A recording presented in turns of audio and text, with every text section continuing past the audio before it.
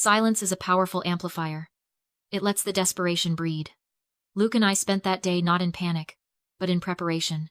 We didn't hire a lawyer to fight the sale of the cottage. We hired a graphic designer to forge a portfolio of investment documents. When I finally dialed Richard's number, I put on the performance of my life. I didn't summon the confident woman who had walked out of the bank vault. I summoned the 12-year-old girl terrified of spilling scotch. "Dad?" I whispered when he picked up.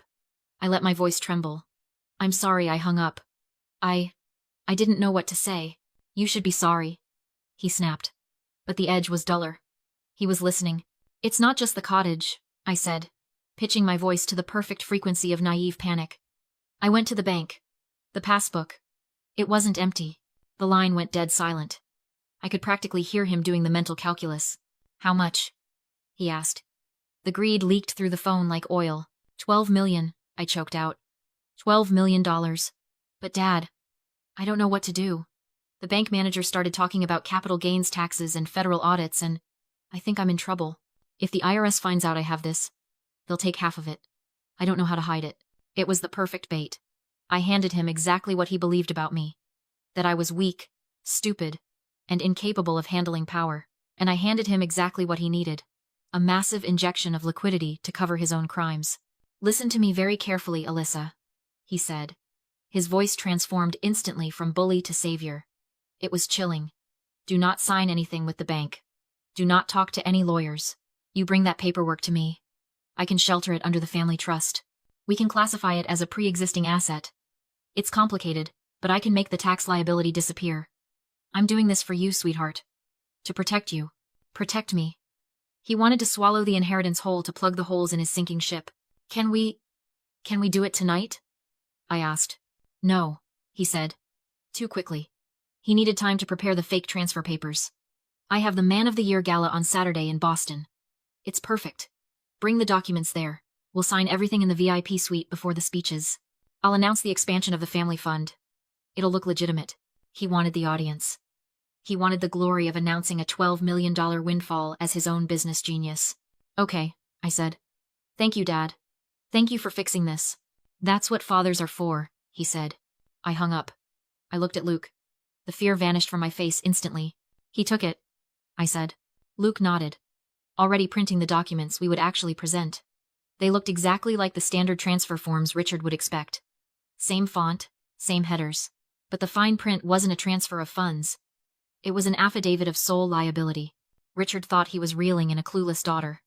He didn't realize he had just invited the executioner to his own party. The Man of the Year charity gala was held in the grand ballroom of the Fairmont Copley Plaza. Crystal chandeliers dripped light onto the shoulders of Boston's elite. It was a room full of old money, political power, and in my father's case, desperate, clawing ambition. I arrived at 7:55 in the evening. I wasn't wearing the beige, sensible clothes Richard preferred me in. I was wearing a structured red dress that cost more than my car. I walked through the crowd, not around it. I saw Hunter near the bar, laughing too loudly. Already 3 drinks deep. He didn't see me. He was too busy playing the role of the Dauphin to a non-existent kingdom. Richard was at the front of the room, flanked by 2 senators. He looked radiant. It was the glow of a man who thought he had just pulled off the heist of the century. When he saw me approaching, his smile didn't waver, but his eyes narrowed. He excused himself and met me near the stage steps. "You're late," he hissed through his teeth, keeping his smile plastered on for the photographers. "Do you have it?" "I have it," I said. I held out the blue leather presentation folder. He snatched it from my hand. His greed was a physical force, vibrating off him like heat. "Is it all there?" he asked. "The transfer authorizations? The power of attorney? It's all there, Dad, just like you asked. It puts the entire $12 million under the control of the family trust. You just need to sign as the sole trustee to accept the assets." He opened the folder. He didn't read the clauses. He didn't check the definitions. He just saw the signature line. A smart man would have asked why the document was titled Affidavit of Historical Management and Sole Liability. A smart man would have wondered why the dates listed went back 20 years, linking him retroactively to every shell company listed in the appendix. But Richard wasn't smart. He was arrogant. He believed so fully in his own dominance that he couldn't conceive of a world where I was the threat. He pulled a Montblanc pen from his pocket. "You did the right thing, Alyssa," he said, scribbling his signature with a flourish. Finally, he handed the folder back to me, dismissive, already turning his attention to the podium. "Go find a seat in the back," he ordered. I have an announcement to make. He bounded up the stairs to the stage. The room quieted. The spotlight hit him. I didn't retreat to the back. I moved to the side, photographed the signature page, and hit send. 3 miles away. Luke received it, attached it to the whistleblower complaint we'd finalized days earlier, and uploaded it to the DOJ's secure portal. Moments later, Richard took the microphone. "Ladies and gentlemen," he announced proudly, "tonight we launch a historic expansion of the Mercer Family Foundation. A $12 million investment in this city's future." He was confessing in real time. In front of 500 witnesses, he claimed ownership of funds I had just tied to 2 decades of tax fraud. He thought he was unveiling his legacy. He was reading his own Miranda rights. My phone buzzed. Received. IRS confirmation code, 99 Alpha. It's done. Richard was still smiling when the 60-foot LED screen behind him flickered. The foundation logo vanished, replaced by a Department of Justice seal stamped with red letters. Federal asset seizure in progress. Case 8842. Applause collapsed into silence. Richard turned, confused rather than afraid, his mind rejecting a reality that didn't match his script. That was his fatal flaw. Not ignorance, but entitlement. He never believed someone he dismissed as insignificant could build a trap big enough to hold him. The ballroom doors burst open.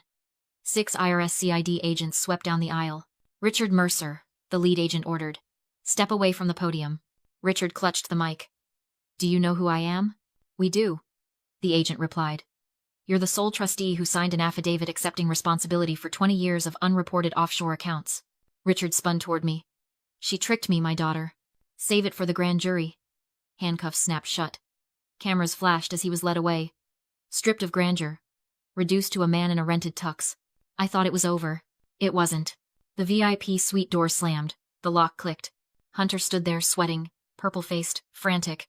"You ruined everything," he hissed. "It was already ruined," I said. "The money never existed." He grabbed a serrated steak knife. This wasn't strategy anymore. It was raw instinct, the moment when the illusion of family collapses and desperation shows its teeth. Luke stepped in front of me. "Open the door, Hunter." Hunter lunged. Luke caught his wrist, twisted, and the arm snapped. The knife skidded across marble. When agents forced the door open, my brother was sobbing, not from pain, but from irrelevance. That was 3 weeks ago. This morning, Newport smells like salt and fresh coffee. I'm sitting on the porch of my cottage mine. I fixed the roof, cleared the ivy, made it a home. Richard was denied bail. His assets are frozen. His empire liquidated. Hunter took a plea. No inheritance awaits him, only work. I burned the affidavit on the porch. I don't need it anymore. The IRS and DOJ already have everything that matters. This page was just the fear I used to carry. Luke sits beside me. The trust transfer is complete. It's all yours. What do you want to do with it? I look at the ocean. $12 million. Nothing. I say. Let it grow. I'm still a nurse. Still Alyssa. The money isn't power, it's protection. Family isn't blood. It's who stands with you when the vault opens.